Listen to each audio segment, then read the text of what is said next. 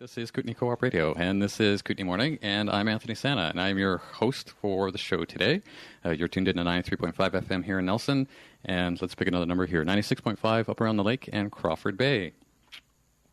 My next guest grew up in Nelson and spent a fair bit of her youth on stage at the Capitol Theatre.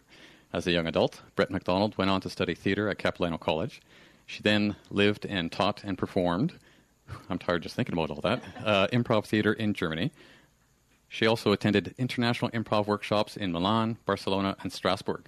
Today, she can be found in Victoria running her small business called Be Improv, where she aims to use improv exercises as a way to reintroduce play to adults and encourage self-exploration. She's here to tell us about her work and her upcoming workshop for women called Rediscover Play. Good morning, Brett. Good morning. Thanks for having me. Yeah. Real quick, what is improv? What is improv? Improv is improvised theater. It's a theater form that is basically where actors are on stage and instead of having a scripted piece, they actually discover and make up on the spot what's happening. I've actually participated with improv in the past, and it's really tough to actually think of stuff spontaneously on stage. How does that actually relate to being a better person? Well, it's interesting. The word you use there, think, is exactly what improv should take out. Improv is all about not thinking and getting out of your head and just sort of responding to what's happening to you right in the moment.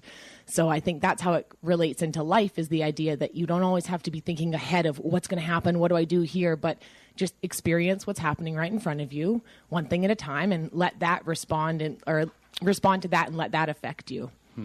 Did you know about improv when you were a kid? When I was a kid? I learned, I think, in high school.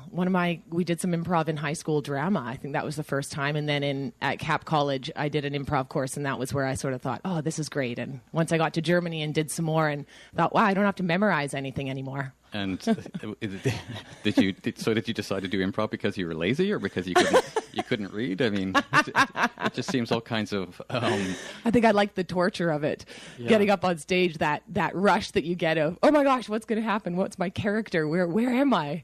And then it just appears. Does it always feel that way? Yeah, I think so. Definitely. I always get a little bit of a rush. In workshops where there's no audience, then it feels less scary. But once you get up on stage and all these people are looking at you with anticipation of being funny or bringing something memorable for them. Well, and that's one thing that I always admired about going to improv performances is that the individuals on stage weren't necessarily funny. Yeah. But they were... like there's a sort of formula, if you will, to how improv works. Can you talk a little bit about that? A formula. Well, I guess that it's not, I think it's that idea of really listening and responding. So the improv I've been trained in Europe isn't necessarily about being comedic. It's really about listening to what your partner gives to you, responding to that. And it's the idea of making your partner look good as well. So really just taking one step at a time, not thinking, okay, where's the scene going to go? So it's listening to your partner. It's being positive to what they're saying. So accepting everything they say, this kind of yes and idea of accepting what they say and building on it. And so out of that, that's what I love about improv. It doesn't have to be comedic. You can have some really moving pieces of improv, which is even more meaningful because it's spontaneous. It was just made up on the spot. Great. Well, now that we've stopped people from not wanting to sign up, that they don't have to be comedians to attend your course, tell us about it. Tell us what Rediscover Play is all about. Well, it's really about, so I've decided to do this one just for women, just because my mom, I grew up here and my mom's here, and we both have a lot of really interesting women friends and our groups of friends. So I thought I'd reach out to women this time. And what it's really about is coming and sort of letting go of all of those day-to-day faces and masks that we wear and just being really in the moment and enjoying it. So it's a little bit about just playing, bringing back that feeling of when we were kids, of making stuff up and not worrying about what was happening around us, but also a bit of self-exploration and seeing how this play and this fun can transfer over into our everyday lives as well. And for women only because? Really just a small experiment. I'm still starting out, and this time I decided to hit women and see what it would be like to have a women-only workshop. Most of my friends here that I have are, actually, I think all my friends in Nelson are female, and my mom knows some pretty interesting women as well, so I thought, why not reach out to them and get a combination of women? Yeah. What are you hoping that they're going to learn?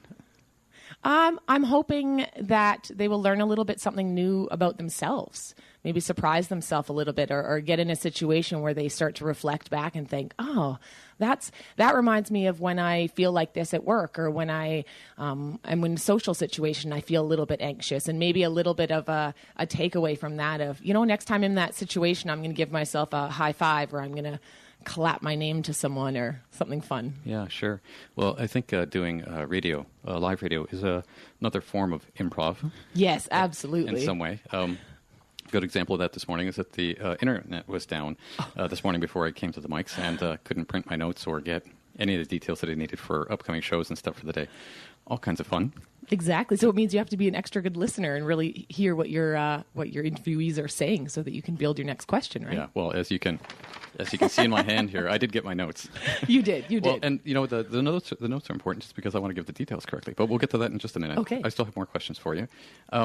Does improv teach communication skills in a way that is better or different than any other method that you know of?